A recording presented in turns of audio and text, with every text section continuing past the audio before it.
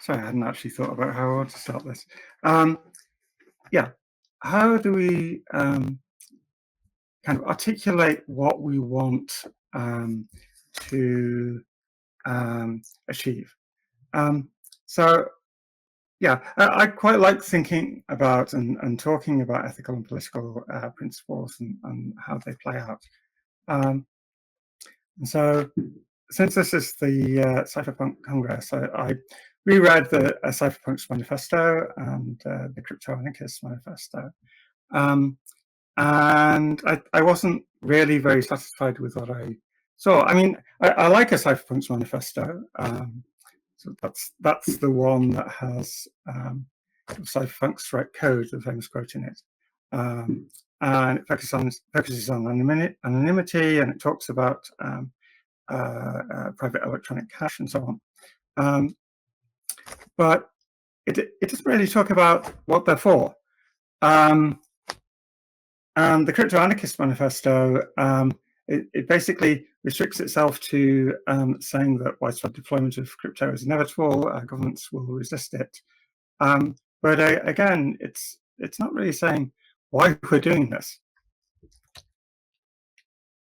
Okay, so I'm queer, trans, and disabled, have a heart condition, I'm autistic, ADHD, and so most of my friends and some of them are migrants as well.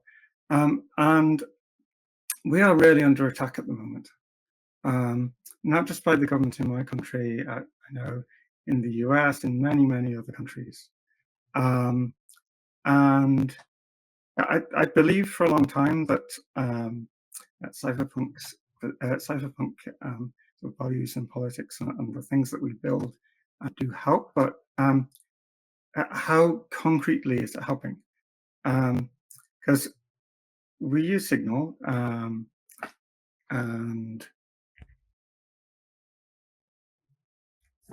we use the things that cypherpunks have built, but are they really the right things we need? So when I say that we're under attack by governments, I'm talking literally that this is a Google notification that I got. It was just after I'd done another politically controversial talk. It was at the T1 blockchain conference. And one of the things I said in that talk was that governments are terrorists.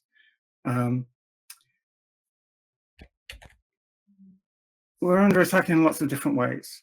So disabled benefits claims are going to be disproportionately affected by this surveillance bill.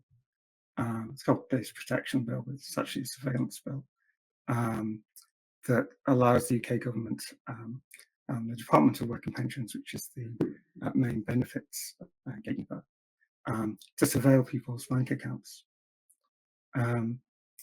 And this is going to lead to a huge amount of injustice because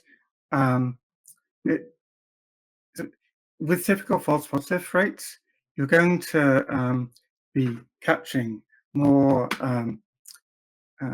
claimants who have not done anything wrong, or it's the DWPs that's made a mistake than you could possibly detect fraud.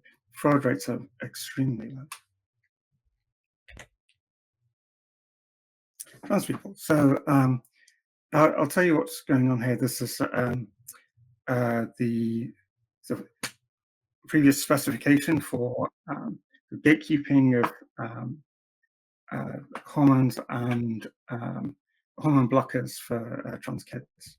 What it's basically saying is that if you support your child, if a gender clinic, say, is not prescribed hormone blockers or hormones, and you get them prescribed by someone overseas, a legitimate doctor, but they're not part of the NHS gatekeeping process, then they'll report you to child services. So, as I was saying, we have these commonly used secure communication apps. Activists like me use them all the time. But we're also leaking lots of information. So I don't just use Signal to talk about activism. I use Discord, WhatsApp, and so on. I know WhatsApp just use Signal protocol, but that's on a public group.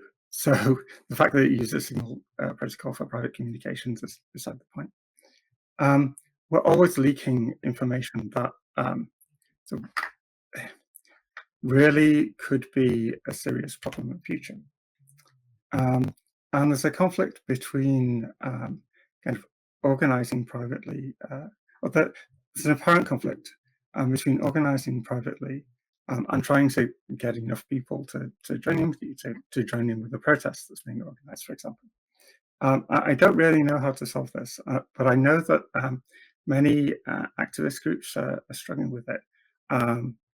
The activist groups that I've been involved with in Manchester have struggled with it. We had, for example,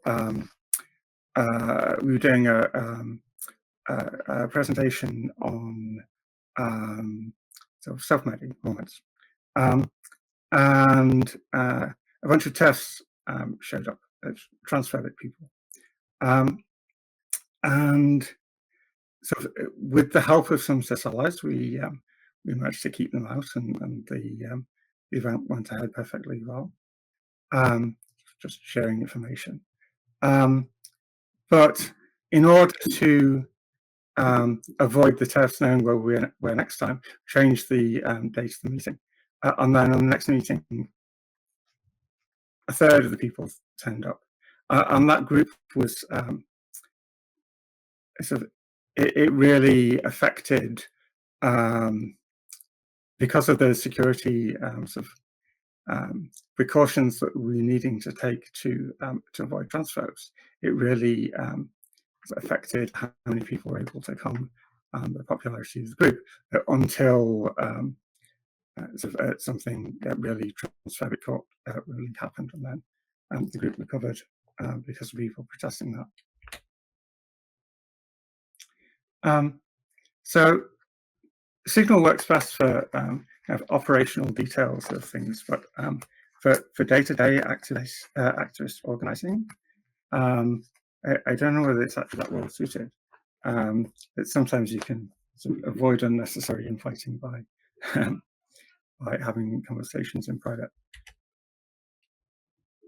But let's be realistic. The bad guys, by which I mean sort of fascists and authoritarians and kind of people who are politically opposed to progressive politics, then they've already got the data they need to destroy people's lives. They already know who we are. And we kind of joke about this sometimes, but they know who we are. And yeah, it's really a problem. Because it doesn't take very long for a repressive government to find its political enemies and eliminate them. Yeah, people like this. So a lot of what activists need isn't handled by the crypto we currently have. Another example of this. So if you're sort of doing activism that's supporting migrant communities, a lot of them will not speak English as their first language. If you're doing disabled activism, then people may need accessibility features that are not in the secure communication apps, and maybe they don't integrate well with the operating system features. So yeah, this is this is from Wikipedia, just the basic Alice-Bob-Mari diagram, and we've designed apps that can handle this scenario with some caveats. I mean, we don't know really whether our platforms are secure. A lot of our users are using phones that so they've got they haven't chosen the phone specifically for security reasons. but can we handle things like this? So this is a real example with the names changed. So Samia here, her first language is Arabic. Rather speak Arabic. They're using WhatsApp because Samia's phone doesn't support Signal. Samia needs to use a text-to-speech interface to interact with Google Translate. That is communicating with God knows what cloud infrastructure. Similarly, Bob is using the clipboard to copy and paste messages to DeepL, which is another translation app, and that's using its own infrastructure. And so obviously Mallory can see this ciphertext, but how much of this can he see? It's really not clear. And Bob and Samia just have to kind of hope that that this is secure, and that the conversations, well, they know that the conversations are being stored because the EPUB, for example, has a history. It has a privacy policy, so presumably if someone hacked into the servers, then there would be at least ciphertext, probably plain text of past communications until it's deleted. So my thesis is that although a lot of us are activists, and not just activists for privacy and freedom to use cryptography, the cypherpunk movement isn't really connecting with other activist communities on their needs. I think we're failing to articulate and build systems that reflect everything that we believe. Because we don't just believe in privacy. Privacy is quite an abstract concept in some ways. We believe in people having housing and healthcare and food and heating. You've seen the Maslow's hierarchy of needs diagram with Wi-Fi on the bottom. That's not a joke, because all of these other things are dependent on internet access now. You can't get healthcare without communicating with your GP or PCP with an app. So if it's late at night, the only way to get food is to order it via an app. So your heating may be dependent on logging into your electricity provider's portal or whatever. And so all of these things are making our lives even less accessible. And we also need, I mean, talking about access, disabled people have needs that are not being met because our society is built around assumptions that only work for able people. I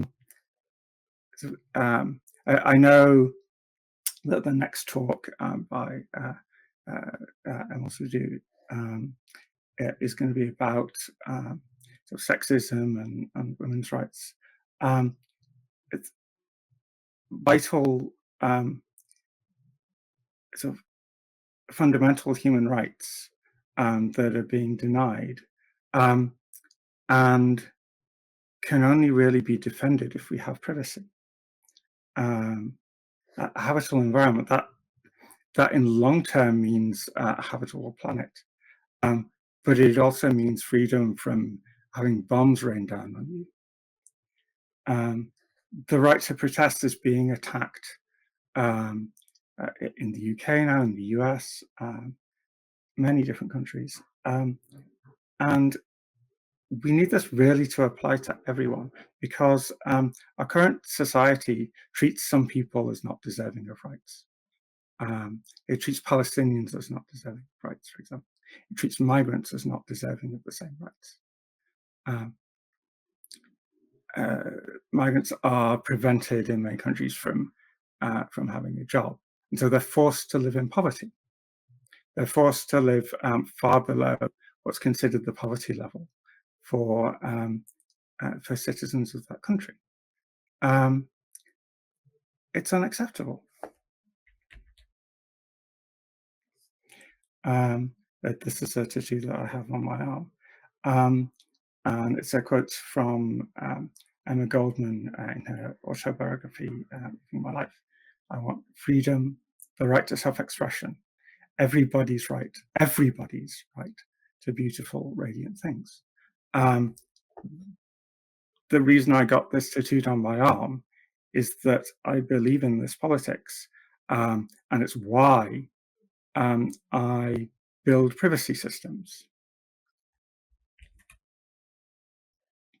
I think that, I mean, I don't know how well this will go down at the Cypherpunk Congress, but I think their existing manifestos are obsolete, and that they're written by sort of cis, white, able men who are coming from a place of privilege and are not are considering privacy in the abstract and not considering how it really affects people and how important it is to their lives. Let's write better manifestos. Cypherpunks do write code, but crypto is just a tool. It's not an end. The end is the things that we're trying to achieve for a fairer society. And it's not true that just writing code is enough for that. We have to write systems that are usable, that actually meet people's needs. And we haven't done that so far, I think. I think we're running out of time to do it because sort of governments and authoritarians of all stripes, including authoritarians in the private sector, are bearing down on a lot of people who don't have time to wait for us to build the systems that they need. Yeah. So the Crypto Anarchist Manifesto, for example, spends a lot of time convincing people that widely deployed cryptography is inevitable. Well, that happened, but it hasn't actually helped people. I think, I mean, it's been necessary. It's been necessary to mitigate some of the harms that could otherwise have happened from surveillance. But we are nowhere near where we need to be. And so when we want to write replacement manifestos, we need to make the argument from the skeptical point of view and not assume that technology will fix anything, because the techno-utopians are the problem right now. Yeah, users think they can't get privacy online.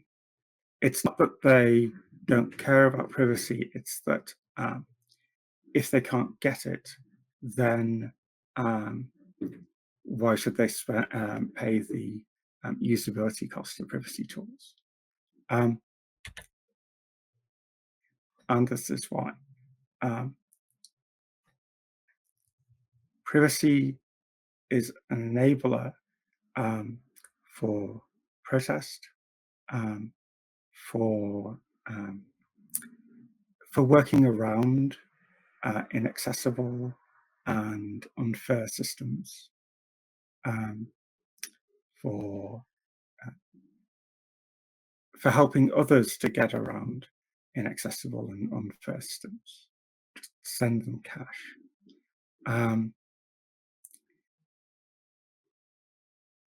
If you really care about a fair society, then you must care about privacy. Because access to even basic necessities, I was talking before about migrants being forced to live in poverty.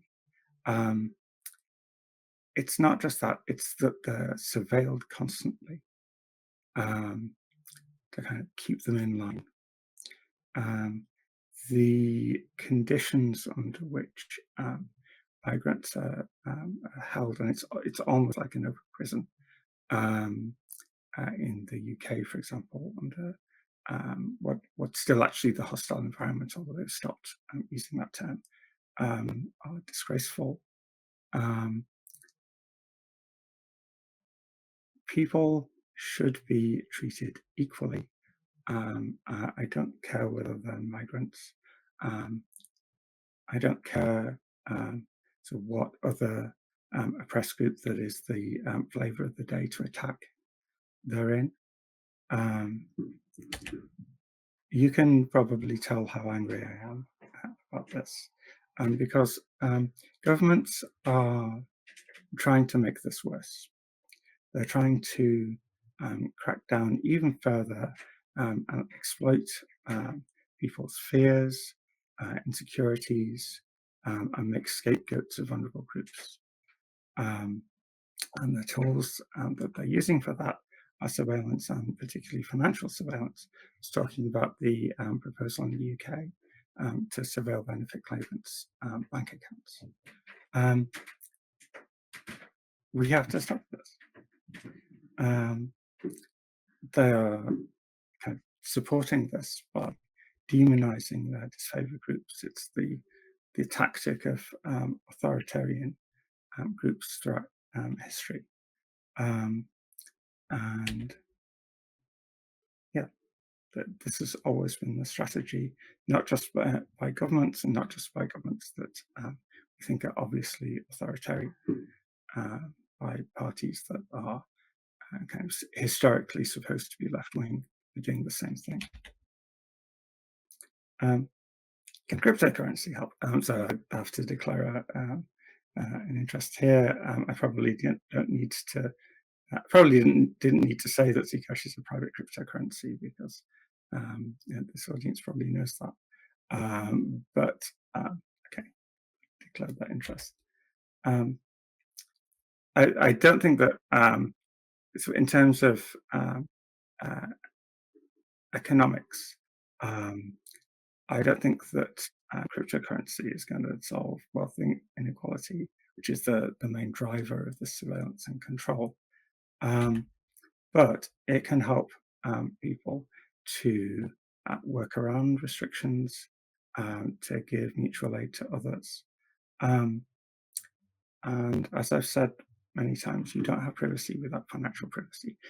Your financial records reveal so much about you.